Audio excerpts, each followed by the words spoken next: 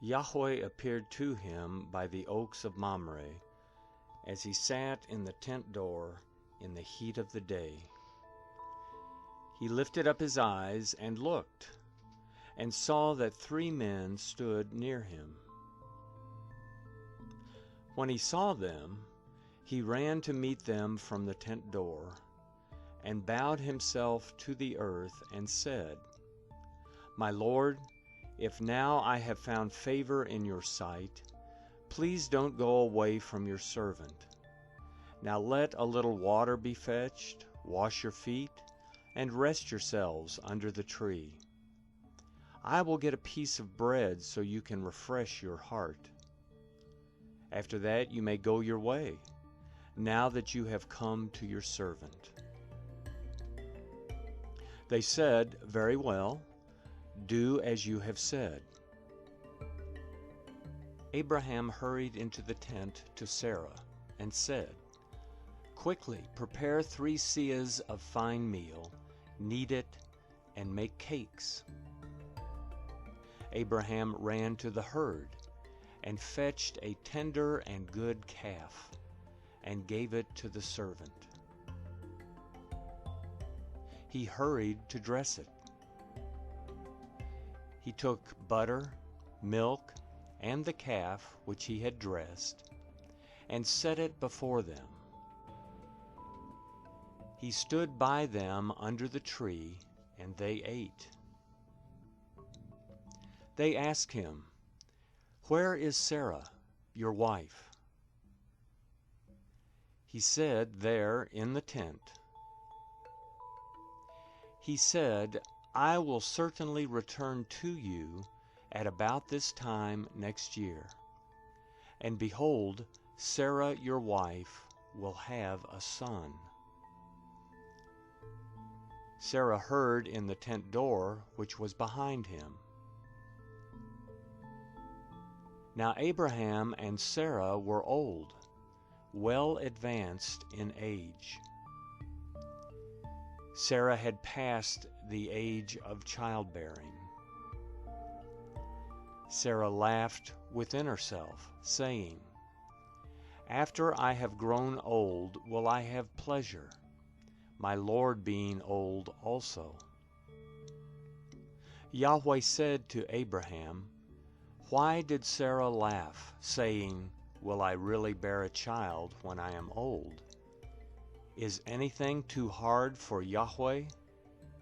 At the set time I will return to you, when the season comes around, and Sarah will have a son." Then Sarah denied it, saying, "I didn't laugh," for she was afraid. He said, "No, but you did laugh." The men rose up from there and looked toward Sodom.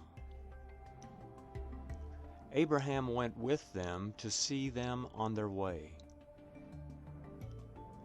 Yahweh said, "Will I hide from Abraham what I do, since Abraham will surely become a great and mighty nation, and all the nations of the earth will be blessed in him? For I have known him, to the end that he may command his children and his household after him, that they may keep the way of Yahweh, to do righteousness and justice, to the end that Yahweh may bring on Abraham that which he has spoken of him." Yahweh said, "Because the cry of Sodom and Gomorrah is great, and because their sin is very grievous, I will go down now and see whether their deeds are as bad as the reports which have come to me. If not, I will know." The men turned from there and went toward Sodom, but Abraham stood yet before Yahweh. Abraham came near and said, "Will you consume the righteous with the wicked? What if there are 50 righteous within the city? Will you consume and not spare the place for the 50 righteous who are in it?" May it be far from you to do things like that, to kill the righteous with the wicked, so that the righteous should be like the wicked. May that be far from you. Shouldn't the judge of all the earth do right? Yahweh said, if I find in Sodom 50 righteous within the city, then I will spare the whole place for their sake. Abraham answered, See now, I have taken it on myself to speak to the Lord, although I am dust and ashes. What if there will lack 5 of the 50 righteous? Will you destroy all the city for lack of 5? He said, I will not destroy it if I find 45 there. He spoke to him yet again and said, What if there are 40 found there? He said, I will not do it for the 40's sake.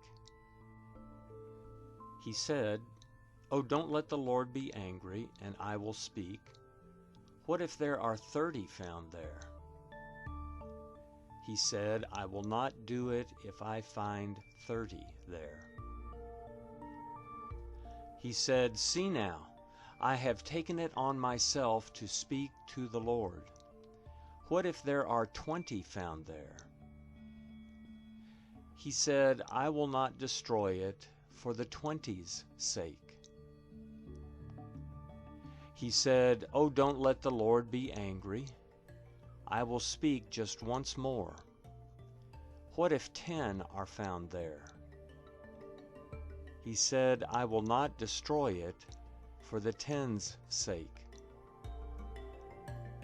Yahweh went his way as soon as he had finished communing with Abraham, and Abraham returned to his place.